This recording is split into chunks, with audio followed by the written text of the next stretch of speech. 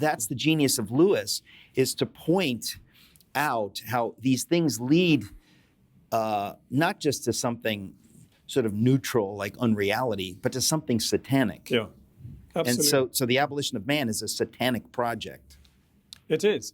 You know, one of the names of Satan is the devil, diabolos, and diabolos means throwing apart, scattering.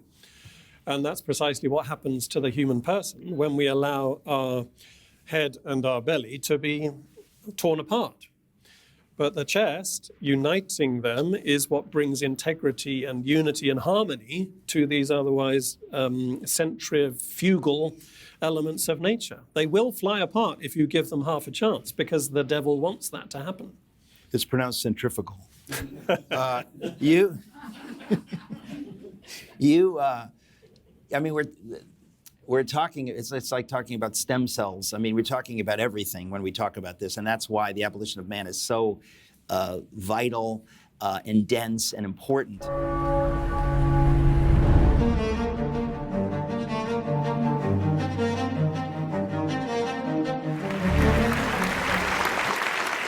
Welcome to Socrates in the Studio, Oxford, England, 2024. My guest for this session, I am thrilled to say, is Father Michael Ward. You'll gather from the father that he is now a Catholic priest. I think when I first learned about him, he was not even Catholic, much less a Catholic priest. We could talk about that a little bit.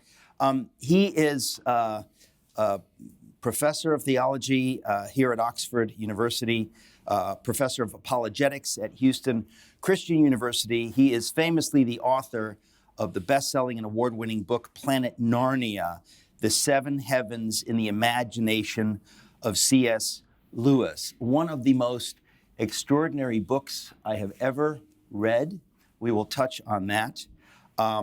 He is...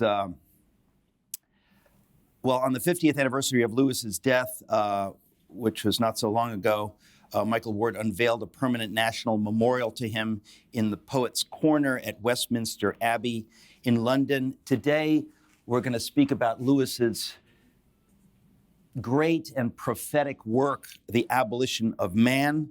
And to do that, I have as my guest, Michael Ward. Michael, welcome. Thank you very much.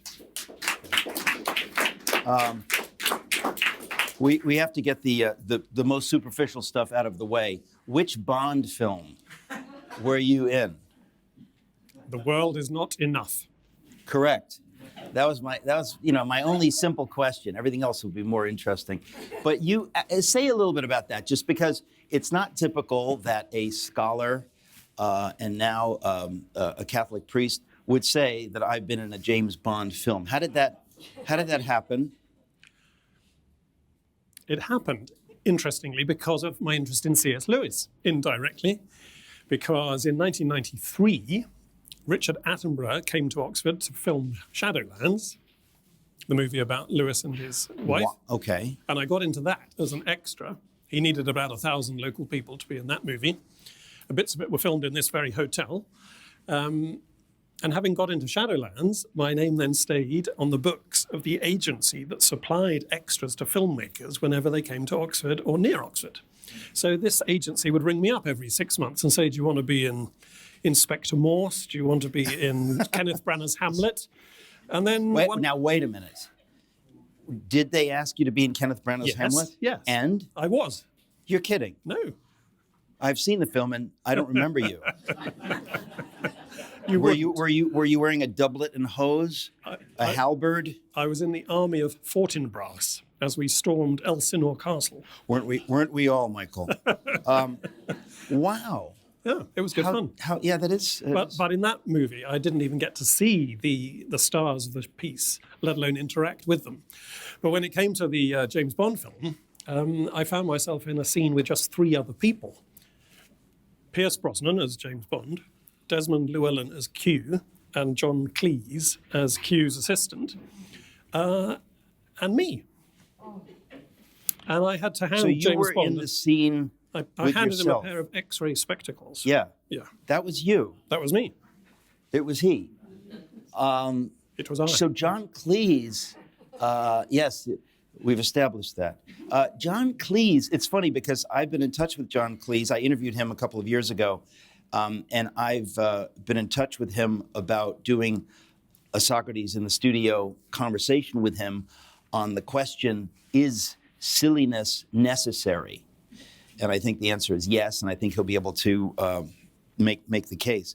Well, let's turn to things theological. Louisiana, is that the right term? For the American state? No. All right. For things pertaining to C.S. Oh, Lewis. yes. Oh, I see. Sorry, yes. Wow. I'm glad I caught you with that. In my conversation with Walter Hooper, to whom you introduced me, I was first exposed to the term Louisiana. It was he who used that term. I should say, before we get into the substance of our conversation on Lewis and his book, The Abolition of Man, that's something for which I can never thank you enough. The three conversations I had with Walter Hooper, for those who don't know, Hooper was Lewis's secretary at the very end of his life, but became much, much more than that after Lewis's death. And I had the privilege of 3 long conversations with him here in 2015, which of course people can see at Socrates in the City. But I have you to thank for that introduction. I really can never thank you enough. It was a magnificent time with him. Well, let's start at the beginning before even we get into the abolition of man. What led you to be a C.S. Lewis scholar? Where did your life take you that you found yourself studying Lewis as you do? It started, as I think most people's interest in Lewis starts, with having the Narnia books read to me by my parents. When I was a very little boy, I and my 2 older brothers would jump into our parents' bed on a Sunday morning. My mother would read a chapter or 2 of the latest Narnia Chronicle. Then we'd get up, have breakfast, go to church, and that was a regular feature of my childhood. Sounds like a swell childhood. It was. Yeah. And that was before I was old enough to read for myself. When I could read for myself, I reread Narnia. I then got into Lewis's other fiction, his Christian apologetics. I came here to Oxford to do my first degree in English. So I began studying Lewis's academic writings, did a short undergraduate thesis on Lewis.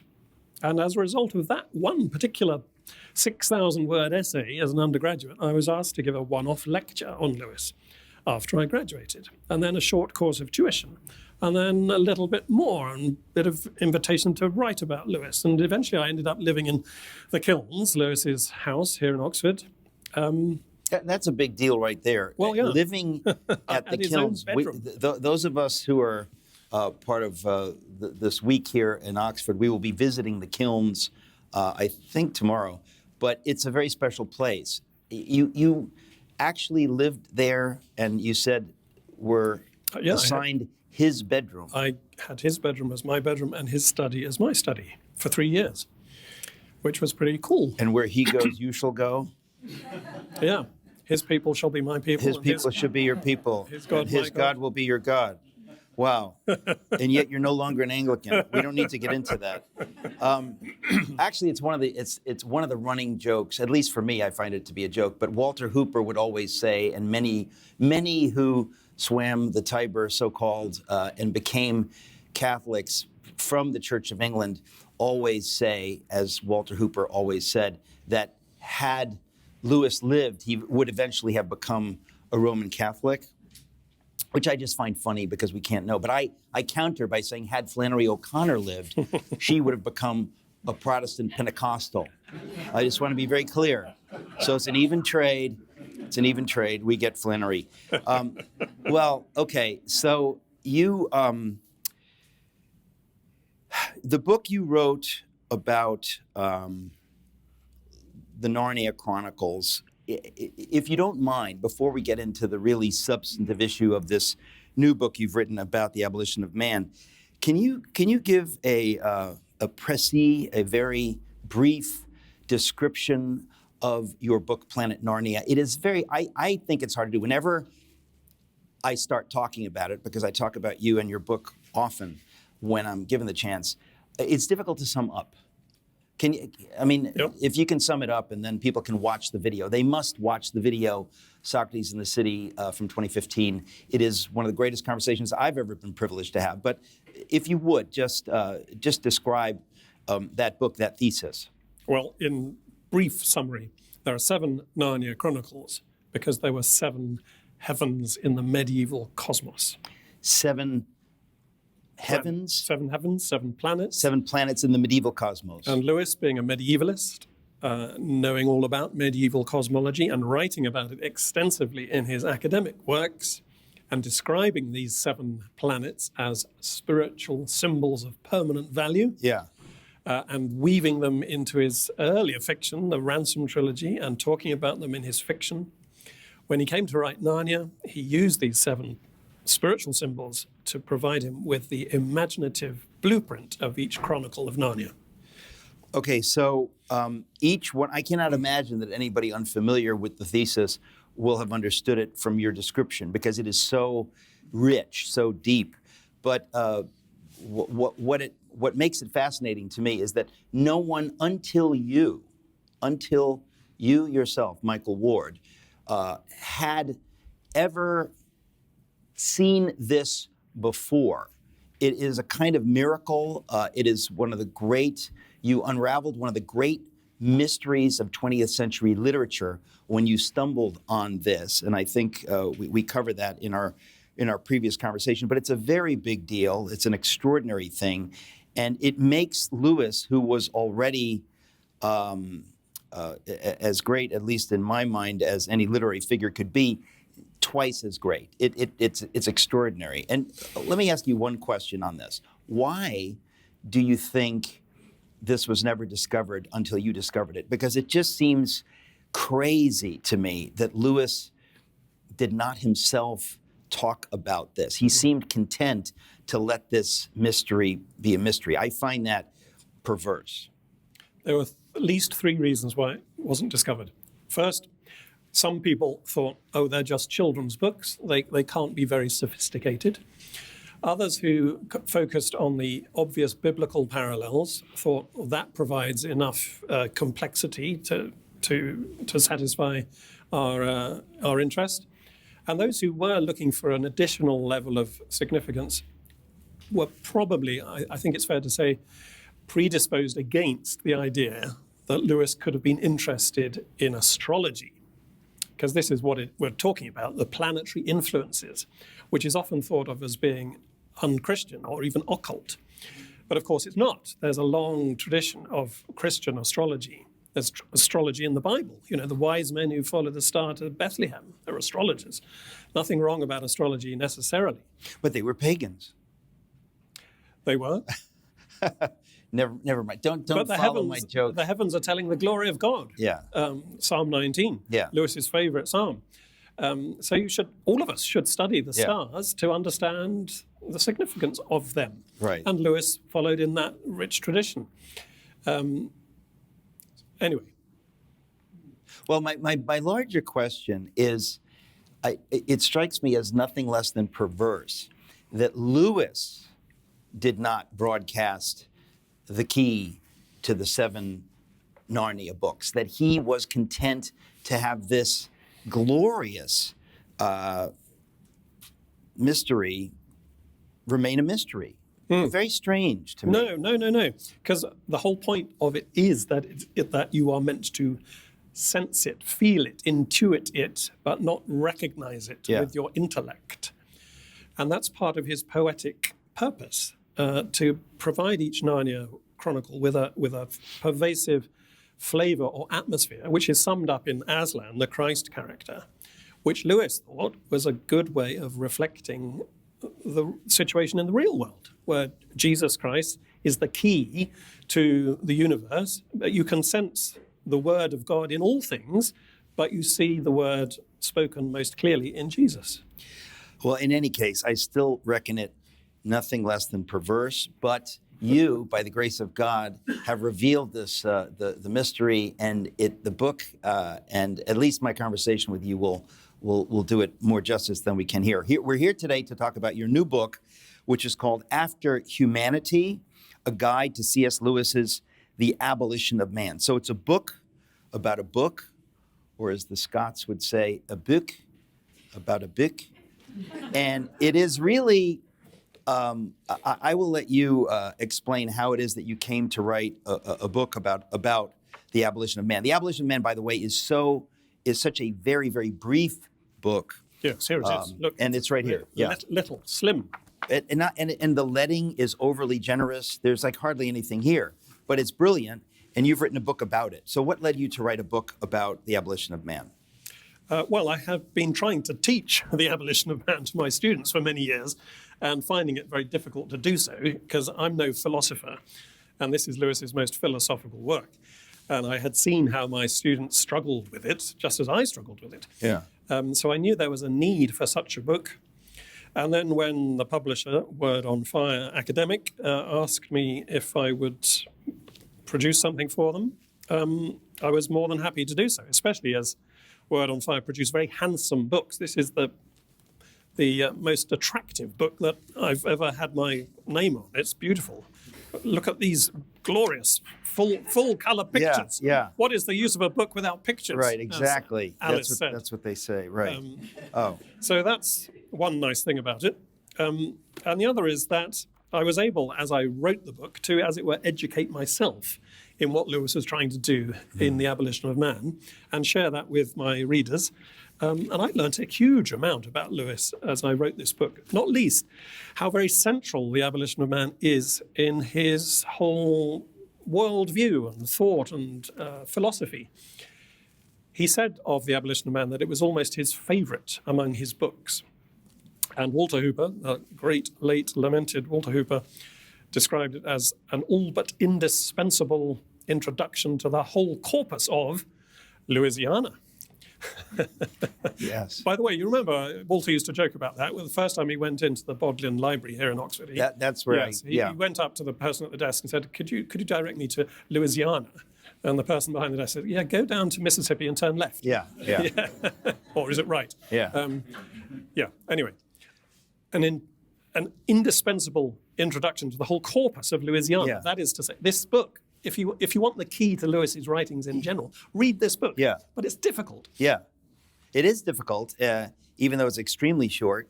And I guess, why don't we start with the title, The Abolition of Man? And when I'm thinking about C.S. Lewis, I've had the privilege of hearing his voice. I guess there's a BBC recording, the only one of him speaking. And the way he said man, he says man, the abolition of man. He had an interesting way of speaking. But what about this title, The Abolition of Man? If we give up on belief in objective value, we will abolish ourselves as human beings. If we give up our belief in objective value, we will abolish ourselves as human beings. Now, having read The Abolition of Man, I know that that's true. But let's spend the next minutes that we have unpacking the idea.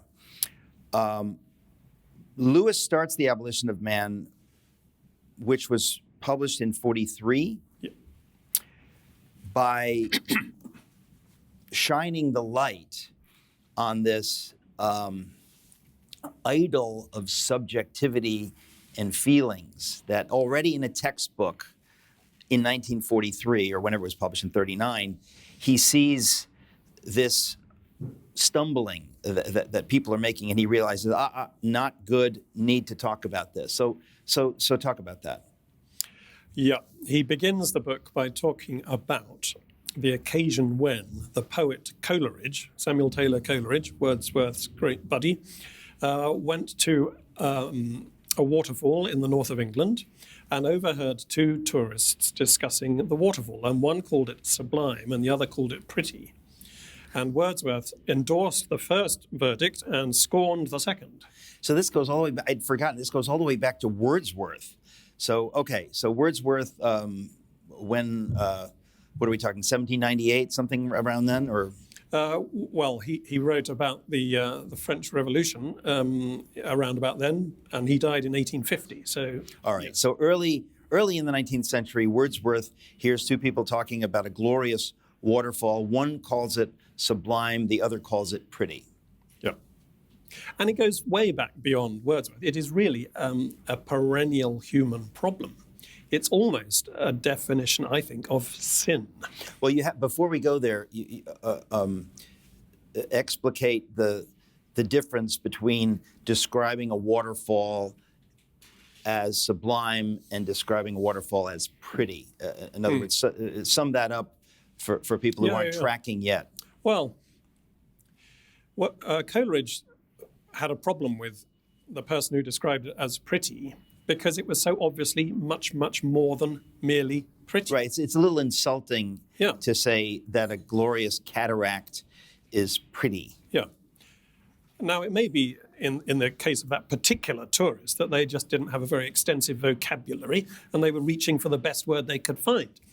And, we shouldn't pay too much attention to this particular example. Lewis just uses it as a kind of springboard into his major argument about whether what we say about the world out there can be true or false. And can we approximate more nearly to a true description of reality by treating it intelligently and recognizing its own intrinsic value?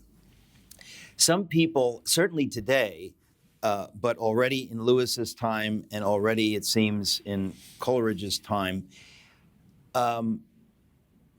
don't like to say anything definitive when one is objective, when one is speaking objectively. Maybe people are afraid that they'll be attacked for their position, so they retreat to the subjective. They say, "I feel something," rather than "it is something." Isn't that kind of at the heart of it?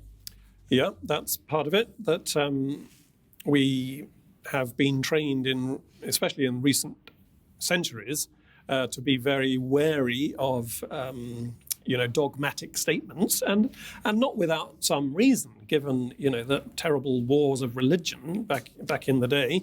Religion can go horribly wrong, but that is not to say that we can't know about reality and speak of it intelligently, and that's part of what it means to be human. This is Lewis's whole point. It's really an anthropological argument that he's making. He's trying to define what it is to be human. And if we don't live up to this definition, then we abolish ourselves. It's there is so much here. It's deep, but it's worth the trouble because, and correct me if I'm wrong or annotate what I'm saying here, but the larger point that Lewis is making is that people who shrink from saying things objectively, from daring to say things objectively, what they're really doing is retreating from the very idea that there is a reality beyond what we feel or perceive. In large part, yes, but in fact, not absolutely. Because ironically, the very reason why they retreat is because other people have told them that to speak about reality objectively and certainly is wrong. And they believe that as an objective truth. Right. It's very hard to live as a thoroughgoing subjectivist. Let's be honest, it is utterly impossible to live as a subjectivist, as you put it. It's impossible because there is a thing called reality, and you're kicking against the goads. There is no way to maintain subjectivity for very long. No. But people try. They do, and those who try and succeed usually end up in either prison or a lunatic asylum. Right. Yeah. Okay, so Lewis saw this as a sufficient problem in 1943 that he writes this brilliant essay, really, called The Abolition of Man. So how is it that denying reality or shrinking from objective reality leads to the abolition of man? read the book. Ah, It's, I will try and answer the question, but it's a very difficult question. And, Lewis spent most of his career tackling this from one perspective or another. But let's first of all just briefly summarize his own model of the human person, which is a tripartite model. We come in three parts: the head, the chest, and the belly. And they represent our rational selves, our appetitive or sensual selves in the belly, and between them, the chest, which is the liaison officer between our cerebral selves and our visceral selves. And it's this chest, this ability to liaise between the rational and the sensual, that makes us distinctively human, because a standard definition of a human being is a rational animal. I almost forgot how much I love to listen to you talk. I've never in my life before heard the adjective appetitive until just now. Thank you, Michael Ward. That's really... You taught me a word just before we began filming. What was it? Fou for all? Fou for all. Fou for all. Yeah, it's in my Luther book, fou for all, pious fou for all. No, but appetitive, it's interesting because I had really forgotten what you describe as Lewis's tripartite model of a man. Say it again. So we have the head, the chest, and the belly. And the belly. So, the belly, the viscera, you said that's appetitive. In other words, our desires. Yeah. The head, obviously, cerebral, or I think you said cerebral.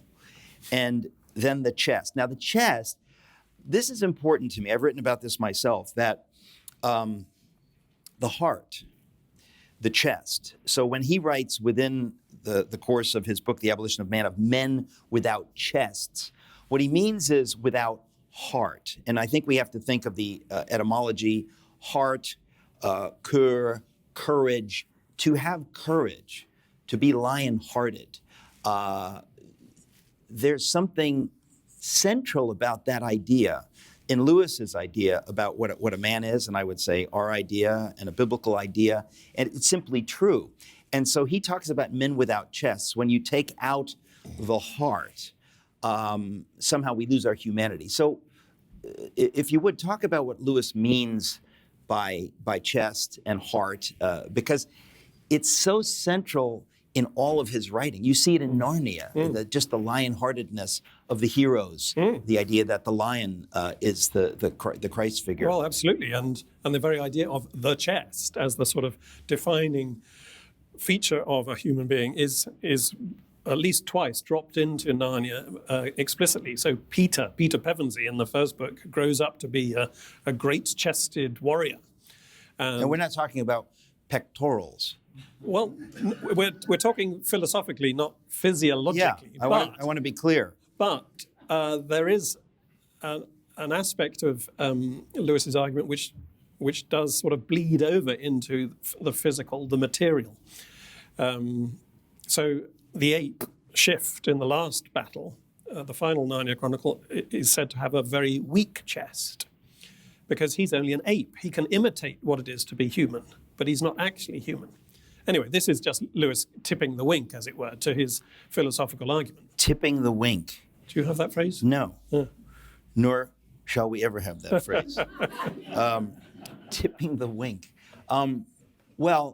But no pun intended, this idea is at the heart of the abolition of man and of Lewis's whole corpus, as you put it. This idea that to be men, which is to say to be real human beings, we have to have heart. Yeah, because without that central liaison officer, we are either purely spiritual from the neck upwards. Yeah. We share rationality with the angels, or from the waist down, we're like the beasts. We have appetites and desires. But to connect the angel in us and the animal in us, we need this central chest, which yokes together the two elements, not like a criminal is handcuffed to a policeman. It's not yoking together with violence. It's more the coming together in love, in the heart, you might say, of these two very good parts of us. Because feelings are good, in essence, that we have been created by God to have desires and appetites and senses. So we shouldn't disparage them, and we shouldn't, as it were, dominate them in some sort of coercive fashion. We should respect them and indeed listen to them at times, but not allow them to, as it were, run the roost. Because the head, Lewis argues, rules the belly through the chest.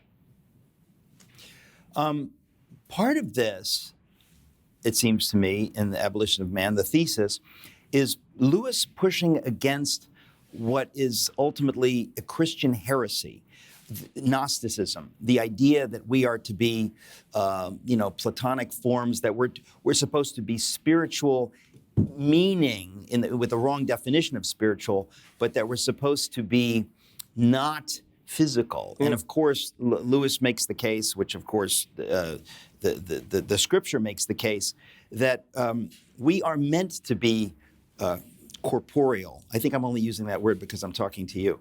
Corporeal. But that's central, that Jesus, when he came back from the dead, ate fish and a piece of a honeycomb, that is vitally important. And it's often Christians who forget that and who become so, I don't know who said it, so spiritually minded that they're no earthly good. They drift off into this Platonic false view of what God wishes us to be. Absolutely. It is a heresy. It's sometimes called angelism. Yeah. Matter is good. God likes matter. C.S. Lewis says in Mere Christianity, he invented it. Right. And he invented us with senses by means of which we could perceive it and interact with it. Yeah. The body is good. You only need to... And this is not just a New Testament idea. Just look at the Song of Solomon in the Old Testament, the Song of Songs. A great celebration of physical love. So, of course, it's a part of our nature and ought to be respected. But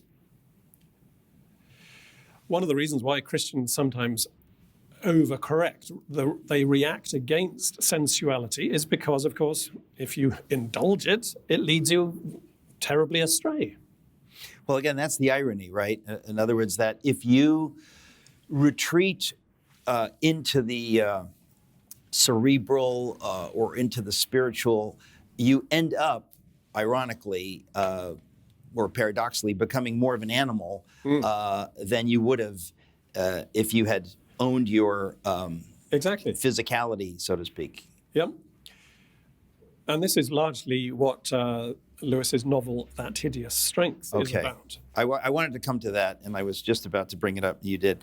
So The Abolition of Man, which comes out in 1943, this very slim essay, in some ways is his last novel in the so-called space trilogy, That Hideous Strength, in seed form on some level. That Hideous Strength, which is a strange, magnificent book, is the fictional outworking of the ideas about which he writes in The Abolition of Man. Maybe you can talk a little bit about That Hideous Strength. That Hideous Strength is the third of three novels called the Ransom Trilogy. You must never call it the Space Trilogy. I think I said so-called Space Trilogy. Good. You'll remember. I remember. Yeah. Yes. No, because it's not a space trilogy, and of course That Hideous Strength, the final book in the Ransom Trilogy, doesn't take place in outer space unless you consider the Earth to be floating in outer space, which I do. But that's another issue. But we needn't get into why it should be called the Ransom Trilogy. But the third book is set on Earth, and it's about a young couple, Mark and Jane, who need to, as it were, live into their masculinity and femininity, respectively. Masculinity has been depicted in the first book of the trilogy, which is set on Mars, the masculine planet. The second book is set on Venus, the feminine planet. Now the third book, which is set on Earth, begins, interestingly, with the word matrimony. Mark and Jane are married, but they are unhappily married because they are not respecting their bodies. But by the end of the novel, they have come to learn to love their bodies, and that's what the novel is about in brief summary. Okay, and what you've already done here is you touch on why the abolition of man is often called a prophetic work. I don't think Lewis would have dared to think of it that way, but when you read it now and you think that it was written in 1943, it points inevitably at exactly where we are today, a kind of a fetishization of subjectivity, the idea that that a man is just a construct. There's no such thing as an actual physical man. A woman is an ideological construct. These things, so we kind of float into the world of fantasy, and whatever one thinks he is, that he is. So it's subjectivization of all of reality, which is the demolishing of reality. So it's interesting to me that in that hideous strength, Lewis, unaware that, 80 years hence, we're going to have this argument in the culture about what is a woman, but he sums it up, that God made us male and female. It's inevitable. It's part of God's intention. And he already in that hideous strength points his finger right at this as part of the core of what human physical reality is. Yep. And one of the reasons he does so, I think, because subjectivism has been with us throughout human history. It is, as I say, a kind of definition of sin. But in the 20th century, particularly in the first quarter or the first third of the 20th century, a whole new opportunity for subjectivism was coming in. And this is where Lewis gets very sort of controversial, especially for us now in the 21st century, in effective contraception. Now, contraception was a huge issue in the first decades of the 20th century. Everybody was talking about it because it was becoming effective and widespread and available, and so people were beginning to use it. And I think Lewis became interested in this subject because in 1930, the Church of England, Lewis's own church, relaxed its teaching on contraception and said, in certain circumstances, contraception is okay for married couples. And this was a huge breach in Christian teaching. Lewis says he would not like to defend contraception in the face of almost unbroken tradition against it. And so he's glancing there at the 1930 decision of his own church to relax teaching on that subject. Now, what's this got to do with subjectivism? Well, if you can, as it were, say that by a device or a drug, you can make yourself not masculine, but neutered, as it were, or not feminine, but neutered, you're taking a huge step towards the idea that you can make yourself anything you want to be. And, 80, 90 years later, we are seeing the logical outcome of that step.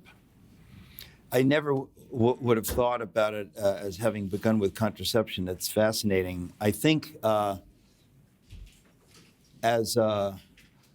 I'm not a Roman Catholic, I tend almost always, and in this case, to defer to Catholic doctrine on this issue. So it's interesting how philosophically and theologically you can wind it back to what we're talking about, this issue of subjectivism.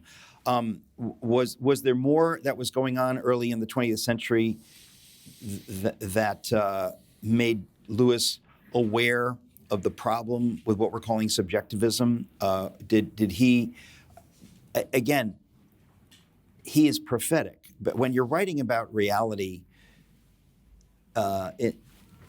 effectively, as he does, you sort of can't help but be prophetic. That's what I find fascinating, because God created reality, and if you follow the dots, you're not able to get away from reality for very long, though we try. Yeah. And we are trying. Interestingly, you don't have to be a Christian to follow reality. Correct. This is Lewis's whole point, that he's talking anthropologically. Yeah. This is what it means to be human. Yeah. And anybody who's living humanly, whatever their religion, will come to very similar conclusions. So an interesting example is George Orwell, who is Lewis's contemporary, roughly speaking, and Orwell too, in the 1930s, began to zero in on this question of contraception. His novel, Keep the Aspidistra Flying, is all about that.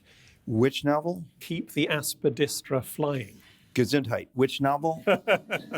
I've not heard of. No, it's not one of his better-known novels. I do want to point out that George Orwell reviewed that Hideous Strength. Yes.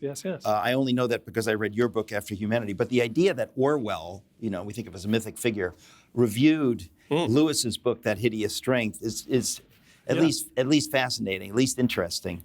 But in other words, when we're talking about reality, and this is important, I think, for Christians to understand, we're simply talking about reality.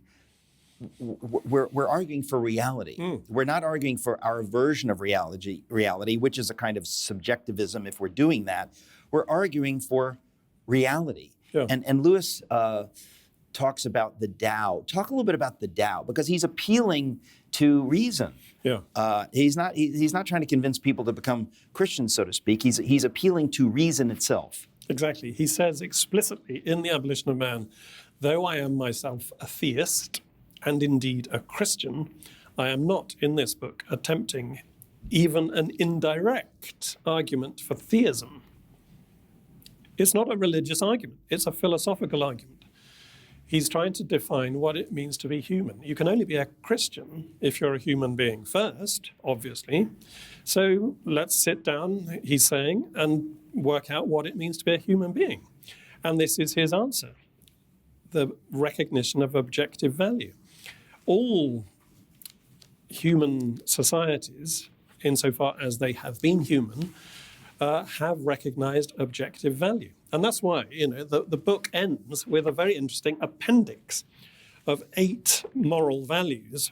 And Lewis supports each of these values, such as the law of general beneficence, the law of special beneficence, duties to parents, elders, ancestors, and so on, with any number of citations from ancient Egyptian writings, ancient Jewish, Christian, Stoic, Native American. So he says these are universal values because they are built into the warp and woof of reality itself. They're inescapable. Yeah.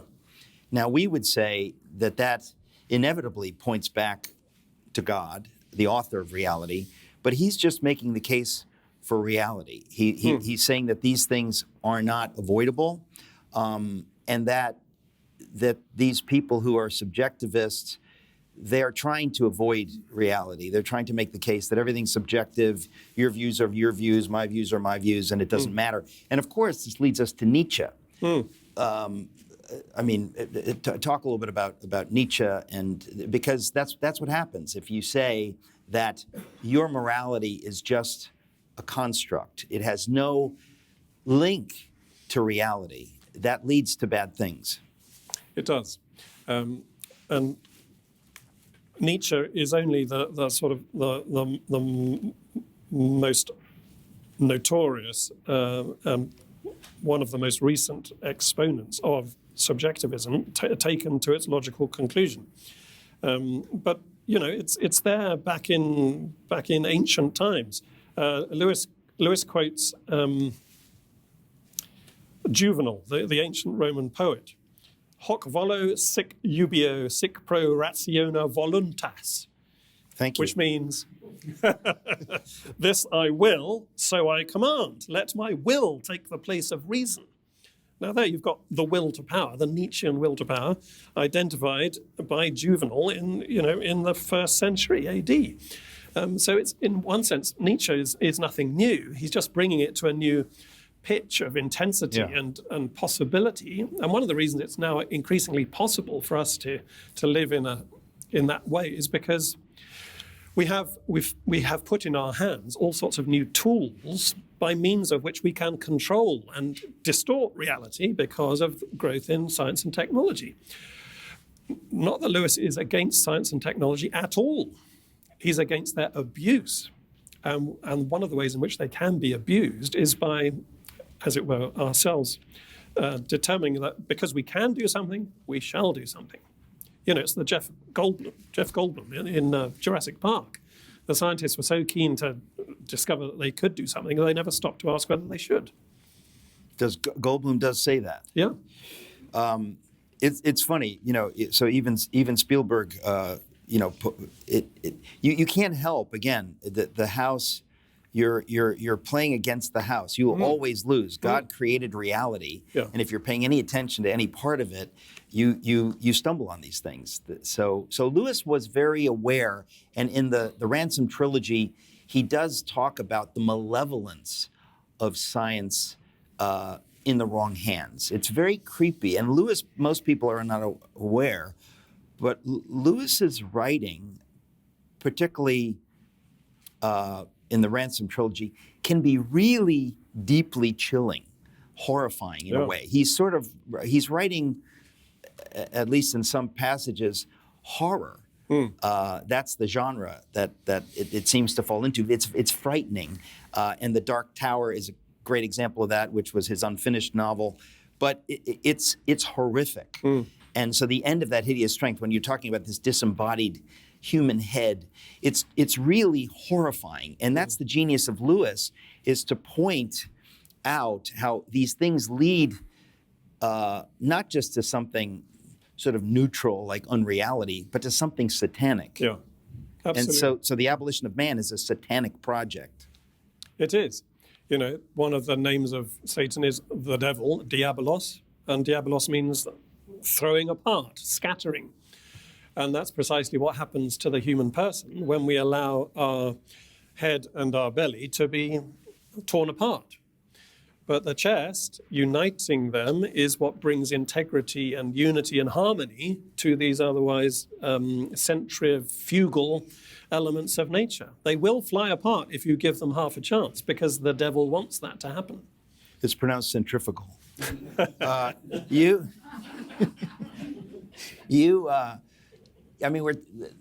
We're talking, it's like talking about stem cells. We're talking about everything when we talk about this, and that's why the Abolition of Man is so vital and dense and important.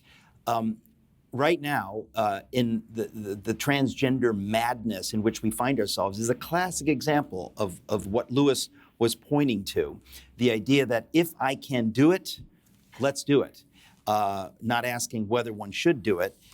And how it's at war with reality and seems to delight in being at war with reality. In other words, it's one thing to say there's no objective reality, and I can be anything I like, and I will be anything I like. There's this Nietzschean will to power there, but it also seems to be a kind of satanic rage against God, who's the author of reality. That all this is kind of wrapped up, which is why sometimes it becomes genuinely horrific. You're quite right. That Hideous Strength is a deeply disturbing book in certain episodes where, yes, Lewis takes to the uttermost extreme of the chain of logic this subjectivist philosophy, and it ends in the worship of Satan. It is truly horrifying. But the point is that all of us are, to a certain extent, tempted in that direction, because it is, in a sense, as I've said twice before, a kind of definition of sin. But say more about that. How is it a definition of sin? Well, Adam and Eve, they said that they are told by God that the Garden of Eden is such and such, is thus and thus, and that if they want to live in it successfully, at peace, harmoniously, They can do anything they like except one thing. And that's the one thing they refuse to abide by because they think, oh, well, I'll make reality as I see fit. I won't live within the constraints of reality. I will bend them to suit my own will. It's nothing other than sin in essence. But conscience, the interior knowledge of right and wrong, is a vestige of God's image in us, in all human beings. All human beings have got this interior light, because God is the father of lights, as St. James says in the epistle, a verse Lewis was very fond of quoting. And therefore, any human being, in whatever culture, in whatever tradition, in whatever religious context, insofar as they're following their conscience, are living within the constraints of reality, which is why the Tao, as Lewis calls it, this Chinese word for objective value, is to be found the world over and down through time and history. It's not a specifically Christian or even Judaic possession. It's a human possession. Well, so what Lewis talks about on the one hand is the horror of the abolition of man, the horror of following one's feelings to the end. But what he also does, and I want to talk about... Well, yes, the feelings, absolutely, but also the will. Either one will serve your purposes. Right. Because it's not, I mean, Lewis isn't, we must be careful. Lewis is not against feelings, and neither is he against subjectivity. We are subjects. We perceive reality through our own subjective perspective. Right. What he's against is subjectivism, which is an important distinction. And that subjectivism can manifest itself either through letting the feelings run amok or letting the intellect run amok. And what I was saying is he shows the horror of that really dissolution of humanity, of the human person. But he also, in much of his writing, and I always think principally in the Narnia Chronicles, he shows the beauty of human beings as they can be and should be. He really, almost uniquely, is able to give us a picture of that, a picture of men being chivalrous, men being men in God's sense, of women being women. There's something really beautiful about that, and that's very difficult, I think, to portray in fiction. I mean, it's a cliche to say that it's more difficult to portray what is good than evil. It's easy to portray what's evil, but you really have to be particularly gifted to pull off portraying the good in a way that makes it attractive. And I don't think anyone does it better than Lewis.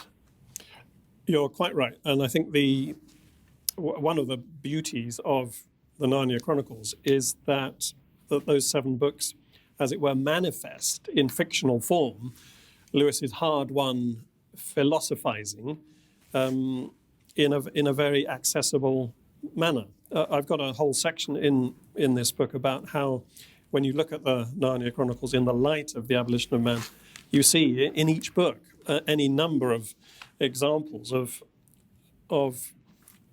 the recognition of objective value, and also a celebration of feeling and a celebration of rationality, because reason and feeling are not at odds with each other, properly understood. And when they are in harmony, you begin to enjoy life because you're living as you're created to live. And that's, in the best parts of the Narnian world, precisely what Lewis depicts. In Thomas Mann's novella, Death in Venice, he seems to touch on these themes. This is written before Lewis was writing, but it's the same kind of thing. I mean, I read it as an undergraduate, and he talks about the Apollinian and the Dionysian. And so the Apollinian, of course, is the cerebral, to some extent. The Dionysian is the appetitive.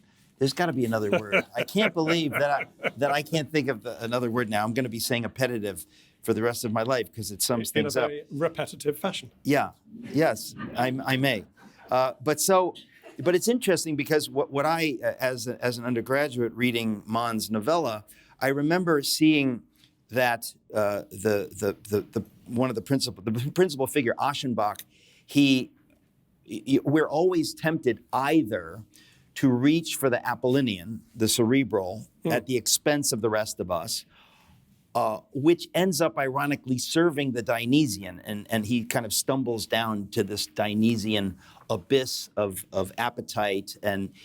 But it's interesting because it is a human thing. Mann was not thinking along theological lines. He wasn't thinking along biblical lines. He was simply trying to portray reality. And in the course of the novella, he tells a story where you see that somebody who reaches for the cerebral at the expense of the rest of oneself ends up ironically staggering down in the opposite direction. But that's why this is so important, is because these ideas are not escapable. In other words, the idea that Lewis is putting forth is simply reality. And I just find it particularly interesting where we are now in our culture, in Western culture, in the United States and here, with regard to all this, because it seems that more people, certainly the cultural elites, they're waging a war on reality. They're angry at reality. I see it as a rage against God, ultimately, whether they realize it or don't. But they feel really put upon to have to deal with the constraints of their physical reality and their humanity. Yes. But it's not just the elites, it's everybody. Nobody likes reality. Mankind cannot abide very much reality, as, who was it? T.S. Eliot said. We always want to shield ourselves against it because it threatens us. Because we are called to be gods, as Lewis likes to say.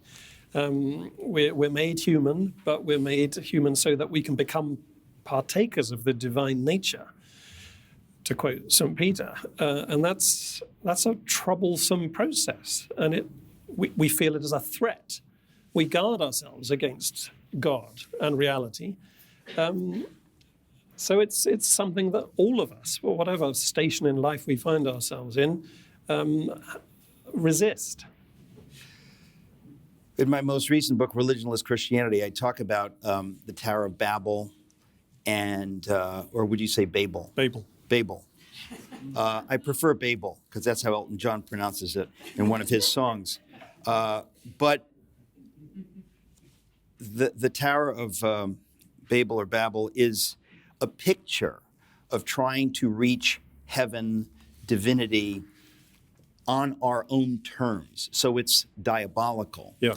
And that's what we're talking about right now. We're talking about humanity having the ability now, in the first part of the 21st century, at least to deceive ourselves that we might, in our own strength, transcend reality. We might become as gods. We may become anything we like. Transhumanism is at the heart of this idea. We just have a few minutes left, but it seems interesting to me that technology now gives us the ability to mutilate ourselves, to give ourselves drugs, to think that we might somehow transcend what some people would think of as the prison of my reality. And how extraordinary that Lewis is writing about this 80 years ago. I'm glad you mentioned the Tower of Babel because that hideous strength, the very title of that novel, is derived from a 16th century poem about the Tower of Babel. Do you know that I learned that only this morning reading your book? Oh, no, I didn't know that. I have to say I was really thrilled. I was thrilled because I maybe I read it years ago and I forgot, but say that. I mean, a 16th century poem. Yes, by a chap called David Lindsay. I think he was Scottish. So can you quote it? He says, he's talking about the shadow of that hideous strength, 6 mile and more it is in length. That there, right there, that line is chilling. The shadow. So we're thinking of a tower reaching to the heavens. Yes. the shadow of that hideous strength. 6 mile and more. Mile and more. It is in length. It is in length. I don't know why, but I find that chilling. Yeah, well, nobody wants to live in the shadow. You know, the land of the shadow is, of course, Tolkien's way of depicting Mordor in the Lord of the Rings. It's a standard archetypal image, isn't it, for evil and suffering, to live in the shadow, not to enjoy the light of the sun. And yes, it's the men of Babel build this tower in order to make a name for themselves, to become like gods, but on their own terms, not on God's terms. They don't climb them, as it were, the Jacob's ladder in order to reach from earth to heaven. They build their own a skyscraper, and interestingly, in that hideous strength, the villains of the piece are building a huge, great tower, which would make a notable addition to the skyline of New York, Lewis says. Really? Yeah.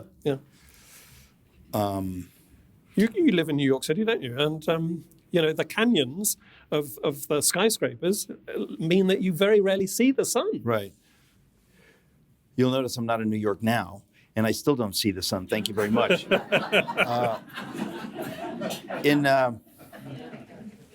Although I know it exists even in England, but one rarely sees it. But on faith, I perceive it. We just have a few moments left. Let's just talk, or let me just ask you, what was the reception, if there was any, in 1943 to Lewis's short book, The Abolition of Man? Well, he, with customary humility, says that it had received almost no attention. But in fact, if you go back to the contemporaneous reviews, it was quite warmly received. Let me just read a couple of examples. No summary can do justice to the fineness of Mr. Lewis's thought, said one British reviewer. A second called it paradoxically and shrewdly argued. A third declared it a most thought-provoking book which deserves the attention and study of all those interested in the education of the young. And in America, New York Herald Tribune said, it's an all too plausible picture of man's destiny after the concept of absolute values has gone out the window. Well done, Mr. Lewis. That's pretty good. Now, this is, of course, before he was, as it were, canceled for writing. He outed himself to some extent when he did the BBC broadcast that became Mere Christianity. He was not yet known as